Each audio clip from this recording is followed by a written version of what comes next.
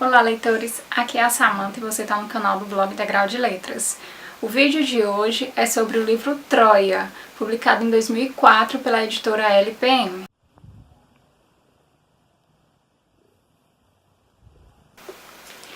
A leitura desse livro, na verdade, foi uma releitura, mas a primeira vez que eu li Troia, eu ainda estava no colégio, então eu acho que pouco eu absorvi sobre a história. É tanto que, durante essa segunda leitura, muita coisa pareceu novidade para mim. Nessa edição, o Cláudio Moreno faz um apanhado, um estudo sobre a Guerra de Troia.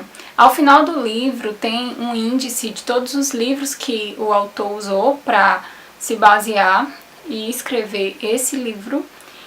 E ele deixa claro também ao final que não existe uma história verdadeira e absoluta sobre a Guerra de Troia, porque muito foi mitificado, muito foi relacionado aos deuses da época, então não se tem um relato fiel histórico do que aconteceu naquela época.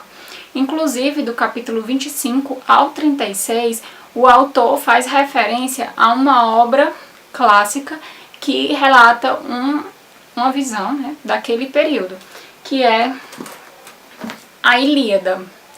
Bom, apesar de Ilíada e Odisseia ser uma dupla que andam sempre juntas, o Cláudio Moreno não faz menção à Odisseia nesse livro, porque ele conta só até o final da Guerra de Troia, e a Odisseia conta o retorno de Ulisses para casa, como uma espécie de herói de guerra, vamos dizer assim. A história da Guerra de Troia é conhecida por quase todo mundo.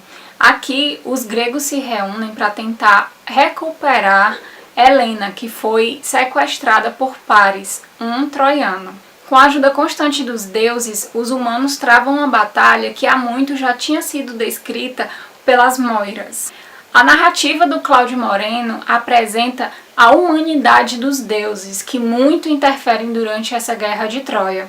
A gente percebe aqui, como um exemplo bem óbvio disso, quando Aquiles vai chorar, pedir para sua mãe, que é uma Nereida, que é uma espécie de sereia de água doce, para intervir junto a Zeus, para que os seus colegas de guerra sintam falta dele, para que ele seja um herói necessário, um herói essencial naquela batalha. E a Nereida, mãe dele, que agora eu não lembro muito bem o nome dela, intervém com Zeus, né? Vai lá no Olimpo e vai pedir: Zeus, por favor, dá uma forcinha aí e tal.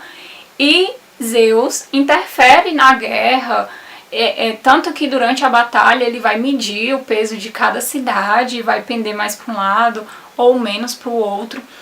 E a gente vê como os deuses, eles são humanos, sabe? Com todas as suas mesquinharias e caprichos, e eles brincam com a humanidade para satisfazer o desejo deles, porque se diz respeitar, já viu. E um outro ponto interessante nesse livro, que me incomodou em alguns momentos, mas eu sei que é uma característica cultural da época, mas não deixa de incomodar. Enfim, é como o papel da mulher na sociedade tanto grega quanto troiana, em que elas eram relegadas a quase nada, como se fosse um objeto. Eu sei que as mulheres, em algumas cidades, algumas civilizações, elas eram vistas até mesmo como algo que estivesse abaixo dos escravos. Elas serviam para procriar e só. E aqui a gente vê isso quando Helena, mesmo não querendo mais estar com Paris, ela não tinha voz de dizer: eu quero voltar para casa, tá? Libera aí. E não. Como Paris tinha sequestrado Helena tinha que ficar com Paris mesmo ela não querendo. E também, ao longo do livro, a gente percebe nos acampamentos dos gregos que eles se incomodavam, de tipo: vou dormir hoje com essa mulher, mas eu não quero ela porque outra pessoa já dormiu com ela antes, ela tá usada. Então eu quero uma mulher que não esteja usada. Então a gente vê muito essa questão da objetificação da mulher. A narrativa do Cláudio Moreno é muito rápida, muito fluida. As coisas acontecem uma atrás da outra e nada acontece por acaso. Tudo se liga, se conversa e tudo tem aquele dedinho dos deuses. Nada que acontece porque um humano quer fazer tal coisa. Não, tudo está traçado e executado pelos deuses. Então a gente tem aqui muito uma romantização dos fatos históricos, né?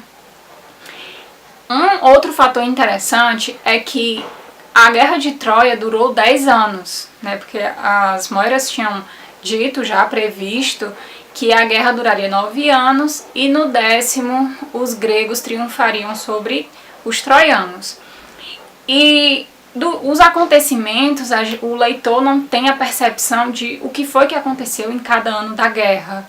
Tipo, sei lá, Aquiles chegou no primeiro ano, Heitor fez tal coisa no 5º ano. A gente não tem essa divisão.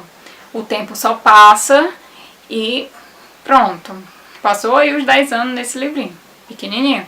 Mas enfim, o final dessa história me surpreendeu de uma forma que é como se eu não tivesse lido o livro antes. E eu fiquei muito desanimada, porque sério que é isso? É? Sério mesmo? Novamente aí o dedo dos deuses no final desse livro, que foi o que me deixou com raiva. Bom, eu gosto muito da mitologia grega e ler o Troia pra mim foi assim uma delícia, porque eu pude conhecer mais um pouco, ver a atuação dos deuses gregos e a relação dele com o homem. E também ver a personificação de todas as características humanas nos deuses. É muito engraçado. Você começa a observar os deuses, mas você está olhando para uma característica humana. E isso foi muito divertido. Esse livro não é assim aquele, ai meu Deus, que livro massa, é o melhor livro sobre a Guerra de Troia que eu já li na minha vida. Não, não é. Mas ele é bem divertido, é bem legalzinho. Eu sugiro, caso você tenha interesse em conhecer um pouco mais sobre a Guerra de Troia, ou até mesmo para dar seus primeiros passos, leituras sobre a Guerra de Troia. Enfim, já tô aqui monologando, né? Eu espero que vocês tenham gostado.